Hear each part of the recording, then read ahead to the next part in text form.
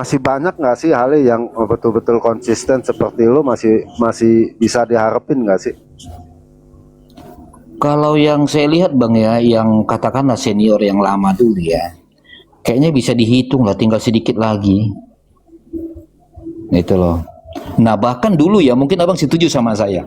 Bahkan kita waktu bergeraknya ya, mulai dari Komal dulu ya di namanya grup WA sampai ke Zoom, kita bahkan nggak pernah mengenali saudara kita itu dia Katolik kah atau dia Protestan, nggak pernah itu.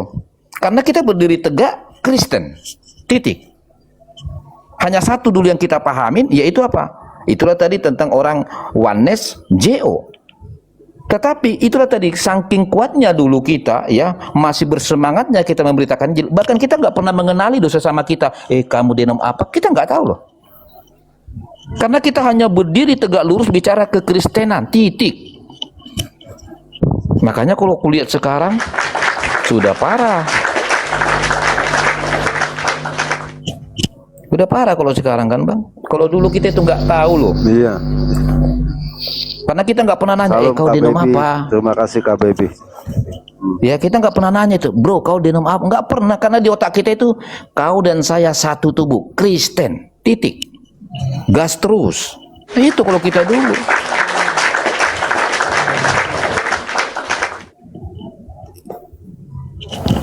Tiba-tiba datang sekarang Apa mereka merongrong dari dalam.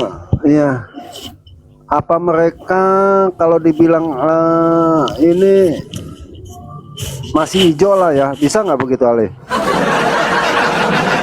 Masih lah Bang, kurasa masih hijau kali pun kalau begini. Masih hijau ya. Iya. Bukannya Bahkan, berarti kita merendahkan mereka ya, pengetahuannya. iya Ya. bukan, kita bukan merendahkan mereka ya. Contoh ya seperti dulu kita kan, yang saya bilang, saya tidak pernah, contoh nih abang pasti kenal kali lah dengan Billy dulu, betul? Billy, ya kan? Betul. Nah, Betul. Billy aja hampir teman-teman ya, saya ini bicara sejarahnya dulu. Saya dulu dengan Billy itu siang, pagi sampai malam debat sama orang Islam. Dan saya nggak pernah tahu apa denomnya dan dia nggak pernah tahu apa denom saya. Nah, itu loh, nggak pernah tahu. Karena kita nggak pernah tanya itu. Nah akhirnya sesudah terjadi kemarin itu terbongkarnya tentang oneness, baru kita tahu bahwa si Billy itu adalah Advent. Nah itulah hebatnya, beberapa tahun kita nggak pernah tahu si Billy-nya denom apa, Billy pun nggak tahu saya denom apa. Karena kita tegak lurus menghadapi penista-penista atau yang menyelewengkan ajaran Yesus Kristus. Kita nggak pernah tahu. Tapi sekarang coba, betapa miris hati kita ketika kita lihat dia sekarang bukan memberitakan Injil, tapi malah lebih akuratnya menonjolkan memberitakan denom. Ini kan sudah di luar batas ini. Masa kita berdiri mempertaruhkan nyawa dalam teror ancaman, mempertaruhkan materi, isi paket supaya bisa live, ya kan? Tiba-tiba kita berdiri memberitakan denom. Ada apa ini?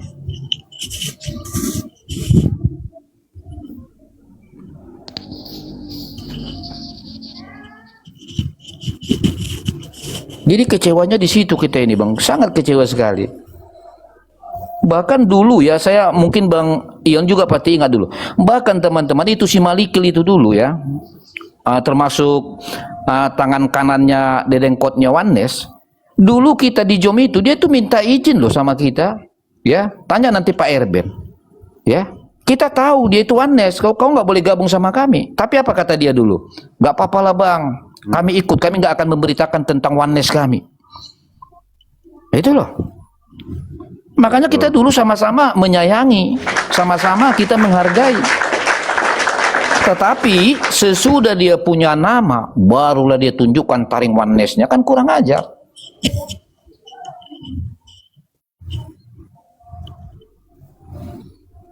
Karena kalau dari dulu kita dari grup WA itu sampai masuk ke ranahnya Zoom itu, nggak akan pernah mereka mengaku Oneness. Karena apa?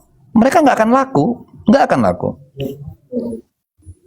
Tetapi sesudah di TikTok mereka sudah mulai, ya kan? Yang ngikutin dia pun sudah banyak, ya. Karena kita akui memang tajam-tajam semua narasi itu ketika berdialog dengan Islam kan. Akhirnya lambat laun dia tiba-tiba dia masukkan Oneness-nya. Dan bahkan akhirnya apa yang berdebat sama terjadi? Islam pun, ya bahkan berdebat sama Islam pun mereka sudah nggak mau.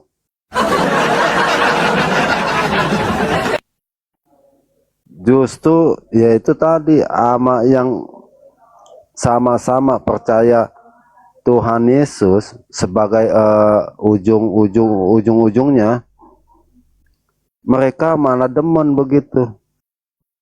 Tapi yang tidak mengenal ajak salam-salaman. Nah inilah ya, saya bukan ngebanggain teman saya ya, Hale ya. Banyak juga ya kekecewaan ya, yang seperti diungkapin sama Raja Debat. Mereka nggak tahu tujuan berapologet, sebenarnya mereka nggak tahu ya. Apa sih tujuan berapologet? Untuk apa sih? Buat apa sih? Nah, kalau tujuan berapologet untuk menjatuhkan sesama apologet, khususnya yang tiap hari buka room, itu sama juga bodong. Merasa paling paham Alkitab, merasa paling hafal, merasa paling benar tafsirannya.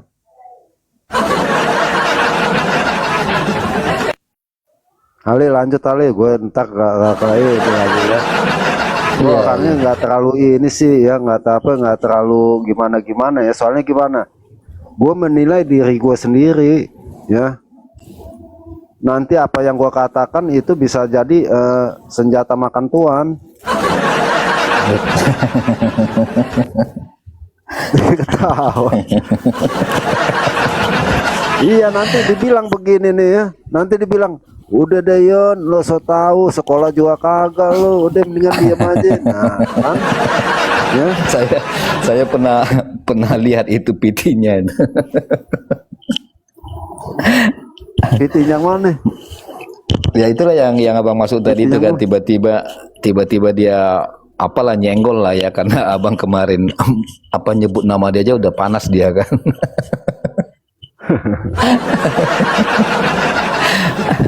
Jadi kalau saya begini, kenapa dia panas? Bang? Ayo, kenapa dia panas?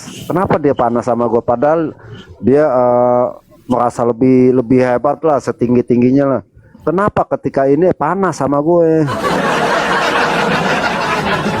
Nah, kalau saya jawabnya gini bang, kenapa dia panas? Itu tadi belum dewasa dia dalam beriman, itu loh. Dia ibarat seperti masih anak kecil gitu loh. Coba kalau dia dewasa kan, artinya gini loh. Boleh kok orang ngomongin kita, misalnya saya diomongin nih, saya akan pantau apa sih yang dia sampaikan. Artinya kalau memang kita itu ibaratnya diingatkan, ya nggak ada masalah tuh. Yang positifnya kita ambil, tidak akan menjadi dendam, nggak akan ada unsur sakit hati. Jadi jangan kita itu alergi dengan misalnya ini dikritik teman, jangan. Tetapi ada juga memang cara-cara mengkritik itu tepat kan gitu. Nah jadi kalau yang saya lihat dari bagian yang kita sebutkan tadi bang, dia anti sekali gitu loh. Itu tadi yang saya bilang angku, udah merasa benar sendiri, udah merasa paling pintar sendiri. Nah ini kan yang berbahaya, kesombongan itu. Jadi jangan sombong-sombong lah. Dan akhirnya apa kita lihat kan, dengan kesombongan itu, jujur aja apa yang terjadi? Hancur kok dia jadinya kan. Hancur loh. Ujungnya dia terpaksa dari sini ke sana, dari sana ke sini ya kan. Duduk-duduk bareng lah sama yang di luar daripada Kristen. Berarti kan hancur total. Pertanyaannya, apakah dia akhirnya mendapatkan keuntungan ketika melakukan dirinya adalah orang yang paling hebat, orang yang paling angkuh itu? Enggak. Makanya jangan seperti itu. Coba itu kalau kita analisa ya, yang paling tajam lah ada dua aktor itu ya. Kita lihat hancur total loh dia. Yang tadinya kemungkinan ini yang kita nggak usah pungkirin lah, kemungkinan besar bahkan pendapatannya pun lumayan loh. Ketika belum terjadi yang kita sematkan kepada mereka istilah Iskariot itu, ya kan? Sekarang coba hancur total. Dan kemudian kita juga berharap ya, ini kita saling mengingatkan diri sebenarnya. Artinya ya buat penonton juga harus pintar gitu loh.